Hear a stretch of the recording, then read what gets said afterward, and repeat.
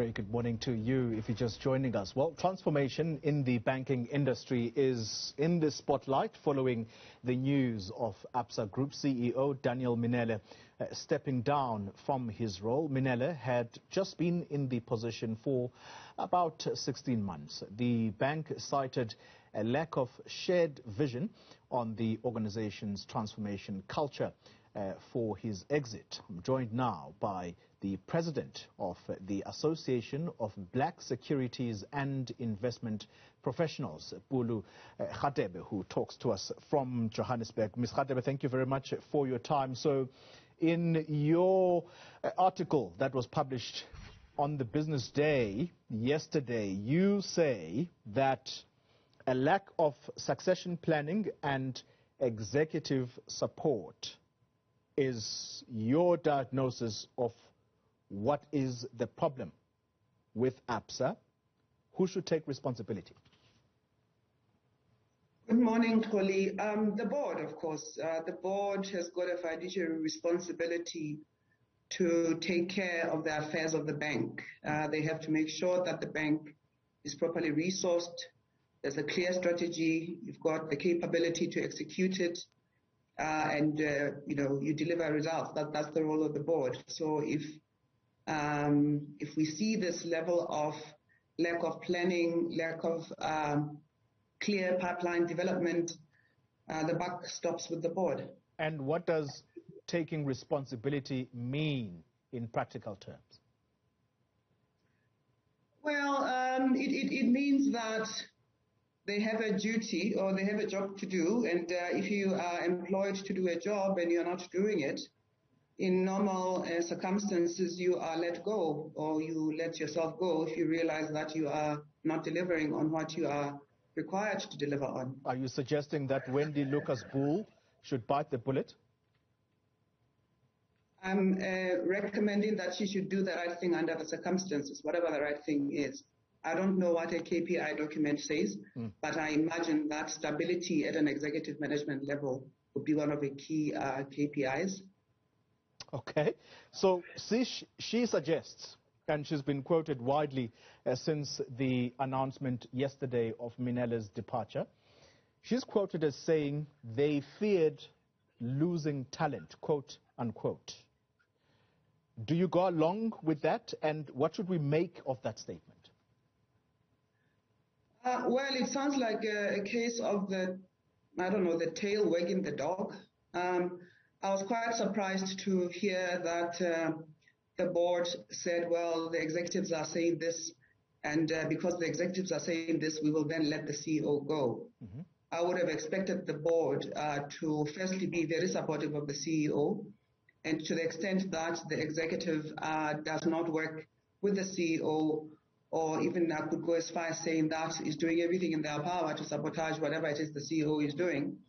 The CEO should really be given the right and the space to make the necessary changes within his executive team so that he can be surrounded by the right people. This, of course, assumes that we all believe that Daniel knows what he's doing, right? So if we assume that the board was correct in the recruitment process and the selection outcome of that process, which we are told was a fairly robust process. We are told that they waited for almost 12 months for him to come to join the bank, and there was general acceptance or belief that this is probably one of the best people to take on the role of the CEO of this bank. Sure. So assuming he is competent, then surely he should be competent enough to say, well, this is my executive team, they don't like me for whatever reason, I need to make these changes so that I can execute on what I need to execute on. For the decision to come from the executive, jump the CEO, go to the board, and then the board in turn then comes back and says, sorry, CEO, the executives don't like you. I think there's something fundamentally concerning about that. It doesn't sound right to me. Well, take us deeper then into what your assumptions are of what exactly is going on. 15 months, or should we say 16 months into the job, was he given enough time for his strategy to take hold, or was this the nub of the issue? Well, I mean, 15 months for one of the largest institutions in South Africa and on the continent, one of the most important institutions, highly regulated,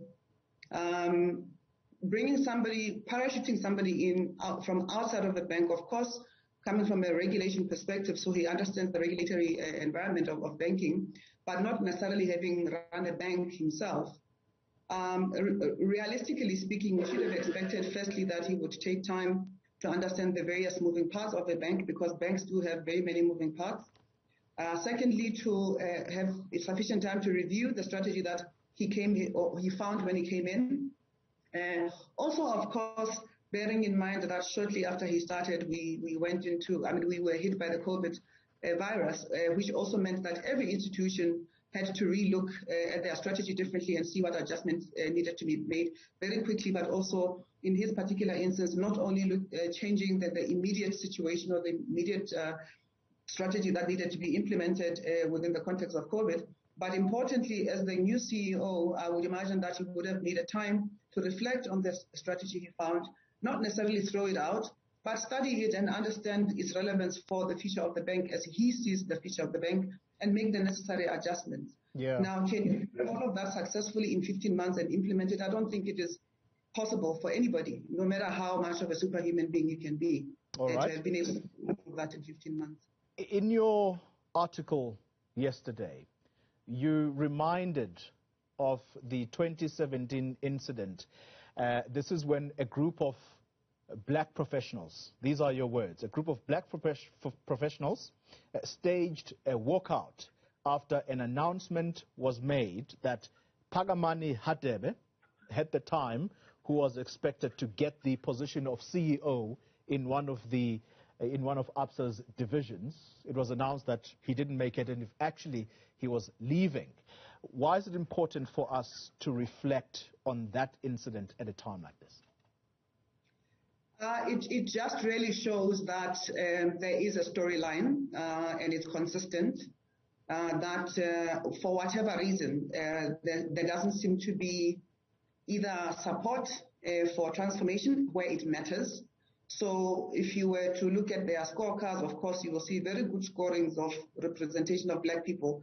But where it matters the most, we somehow seem to be struggling with either attracting or retaining a black talent at that level. For me, it talks to the question around commitment to transformation, and we really do need to call it what it is. I think it is a lack of commitment to transformation. Counterparts within the financial services sector, and I will not name names, have been able to attract black talent, have been able to groom, most importantly, they've been able to very deliberately groom a pipeline of black talent. And when leadership or when people leave leadership positions, they very easily and very quickly replace them with people that they've been grooming over time. So Absa has consistently not been able to retain their black talent. And they have consistently not been able to demonstrate to us what it is that they are doing towards grooming. You know, this morning I was talking to somebody and I was saying, when I think about who is going to replace Daniel within Absa, I fail to come up with any faces or names. Yeah. I'm not aware of any proactive action that Absa has taken to say these are our future leaders. And you also raise, and I'm sorry to cut in, but you also raise the possible reticence, therefore, about anyone who's going to put up their hand, I suspect, particularly black individuals who might want to take up that position, given what has happened to Daniel. They might be reticent. But I want to phrase the next question based on what you also said in that article, and that is that you said assessing an organization's prospects requires an interrogation of the leadership pipeline among other variables. Now, here's the question. Why should it matter who Absa Bank appoints as CEO, given that it's a private organization? I suppose they are at liberty to do whatever they want. Why should transformation imperatives matter? Firstly, because your money and mine is deposited with them. Secondly, because our pension funds are invested in them, so we own them. I think we shouldn't forget that. Number two, I think if you are serious about relevance as an organization today and tomorrow, and you do not have a diversified team across the board, and when I talk about diversity, I'm not just talking about race, I'm talking about gender, I'm talking about age, I'm talking about creed, I'm talking about religion, and even having a mix of foreign and locals, for you to be relevant and stay abreast of what's happening, what your market requirements are. In order for you to not lose that market share, you need to be representative and reflective of the people that you are serving. You cannot continue today in 2021 to have an institution that where we deposit our money, where our pension funds are invested, that says that they are servicing us and they don't look like us. It doesn't make sense. And based on exactly the response that you have just given, what do you think are Absa's sustainability and stability prospects looking ahead? Look, they've got the advantage that they are one of the largest banks out of, say, top 5, right? I think about in the top 3. So they've got that historical benefit in their favor. But we have seen people who are market leaders dwindle very quickly when they have failed to adapt and adopt. And this is the problem with Absa, in my view, that their culture is just refusing to adapt to the reality of today. And it is very possible.